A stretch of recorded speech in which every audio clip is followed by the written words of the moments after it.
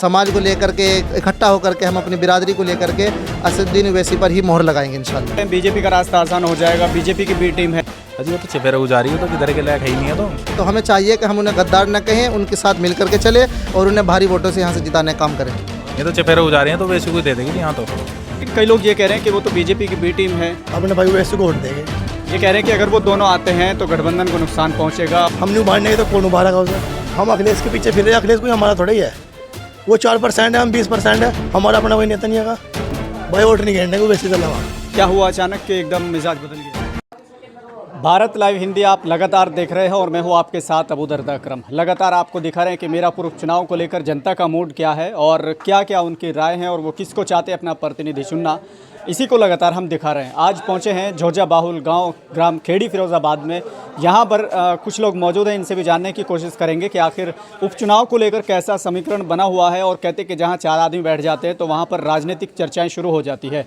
यहां पर पहुंचे हैं, कुछ लोग मौजूद हैं, इनसे भी जानने की कोशिश करते हैं कि आखिर उपचुनाव को लेकर क्या प्लानिंग हो रही है और खेड़ी के जो झोजा बिरादरी है वो किधर जा रही हैं। थोड़ा सा इन्हीं से बात करते हैं। क्या नाम है आपका? मेरा नाम है कारियास मोहम्मद। कारी साहब, क्या लगता है कि जैसे ये गांव झोजा बाहुल क्षेत्र है बिरादरी का, क्या लगता है आपको कि इस बार झोजा बिरादरी किधर जा रही है? देखिए, यहाँ झोजा बिरादरी का जो मूड है इस वक्त उपचुनाव में वो ज़्यादातर गठबंधन की तरफ है, लेकिन इस वक्त पता चल रहा है कि IMIM से भी कोई कैंडिडेट यहाँ से घोषित होने जा रहा है। और ये भी खबर सामने आ रही है कि शायद आज़ाद समाज पार्टी और असदुद्दीन ओवैसी की जो पार्टी है वो दोनों गठबंधन के साथ चुनाव लड़ने के लिए यहाँ तैयारी पर है, मूड पर बनी हुई है। हो सकता है कुछ ही दिनों के बाद यहाँ ये डिक्लेयर हो जाए कि गठबंधन से चुनाव लड़ा जाएगा, असदुद्दीन ओवैसी का और आज़ाद समाज पार्टी का। तो अगर ये दोनों पार्टी गठबंधन से हमारे बीच आती है तो हम भारी वोटों से, भारी अच्छी मेहनत के साथ हम इन पार्टी को आगे बढ़ाने का काम करेंगे और सारा झोजा बिरादरी समाज को लेकर के इकट्ठा होकर के हम अपनी बिरादरी को लेकर के असदुद्दीन ओवैसी पर ही मोहर लगाएंगे इंशाल्लाह। लेकिन कई लोग ये कह रहे हैं कि वो जो आ रहे हैं बीजेपी का रास्ता आसान हो जाएगा, बीजेपी की बी टीम है, इस तरह के आरोप लगते हैं। कैसे आप देखो, इस तरह की बातें करने वाले वो गैर मुनासिब बातें करते हैं, वो नामुमकिन बातें हैं। ये इस तरह की बातें करने वाले इंसान धोखे में है, वो अपना धोखा निकाल दे। इस तरह की बातें करने वाले वो जो कहते हैं कि ये असदुद्दीन ओवैसी बीजेपी के एजेंट हैं, इस तरह की बात कर रहे हैं, वो ख़ास तौर पे मुसलमानी इस तरह के मुद्दे की बात करते हैं। इस तरह की बातें करना बिल्कुल गलत है।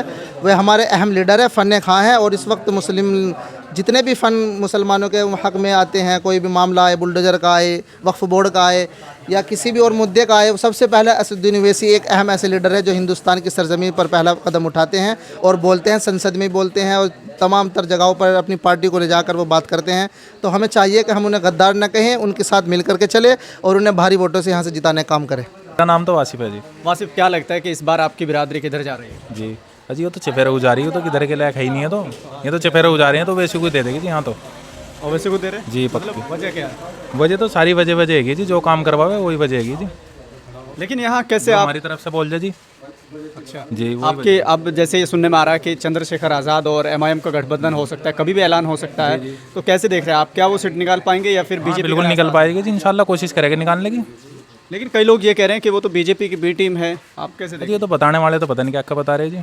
बताने से तो कुछ नहीं हो रहा ना, वो तो कोशिश करना काम है जी हमारा, तो कोशिश करेंगे इंशाल्लाह। ये कह रहे हैं कि अगर वो दोनों आते हैं तो गठबंधन को नुकसान पहुंचेगा और नुकसान नहीं होने का जी, इंशाल्लाह फ़ायदा ही होगा जी, फ़ायदा ही होगा।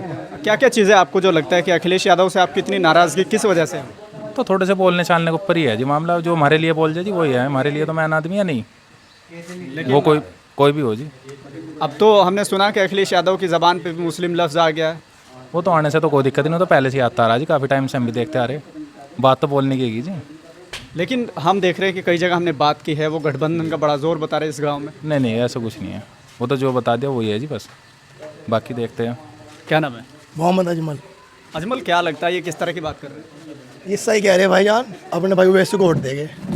वजह क्या है, मतलब क्यों आप पसंद करते हैं उनको? भाई वे मुस्लिम लीडर है, हमारे लीडर है, हम नहीं उभारने तो कौन उभारेगा उसे? हाँ, सही बात है।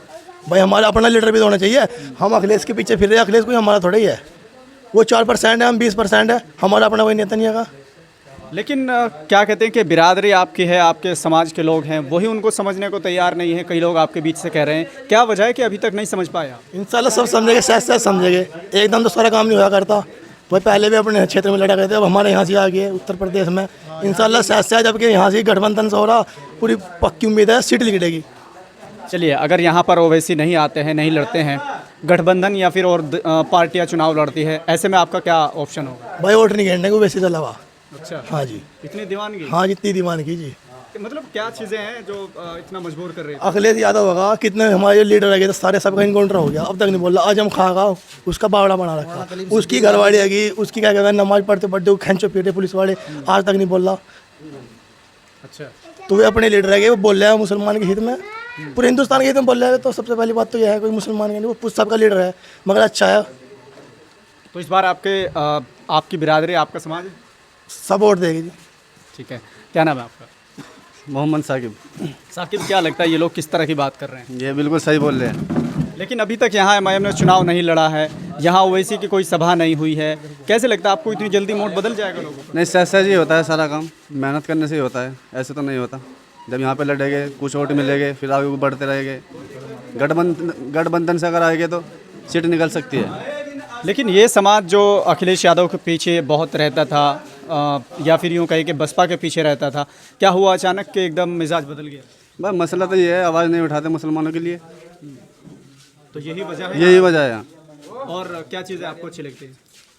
हमें अच्छी लगती है, हर चीज़ अच्छी लगती है। वैसे कि बोलते हैं, हर मुद्दा उठाते हैं, छोटे से छोटा मुद्दा उठाते हैं।